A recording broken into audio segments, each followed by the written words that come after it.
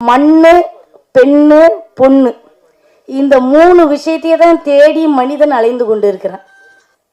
இந்த மண்ணை அடையும் பொழுது பெருமை அடைகிறான், பொண்ணு அடையணும்னு பேராசைப்படுறான்.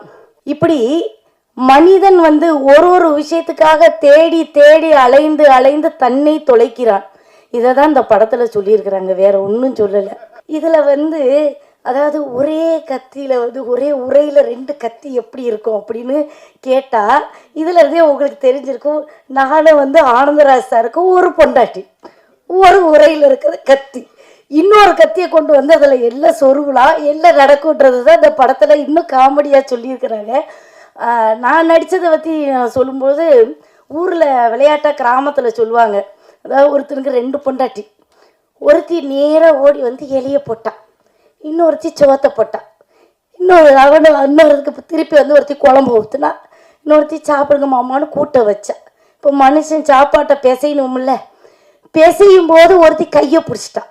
நான் முதல் பொண்டாட்டி, உனக்கு நான் குழம்பு ஊற்றுனேன், இக்குழம்பை மட்டும்தான் திங்கணுங்கிறா. இன்னொருத்தி நான் முதல் பொண்டாட்டி, உனக்கு சோறை போட்டேன், நீ சோறை மட்டும்தான் திங்கணுங்கிறா. இப்போ ரெண்டையும் போட்டு எப்படி பிசைய முடியும்? ஒன்றும் பண்ண முடியாது. கடைசியில் ரெண்டு பேரும் கோவப்பட்டு நாய்க்கு கொண்டு போய் போட்டாள். அதனால் ரெண்டு வச்சுக்கும் போது ஜாக்கிரதையாக இருக்கணும்.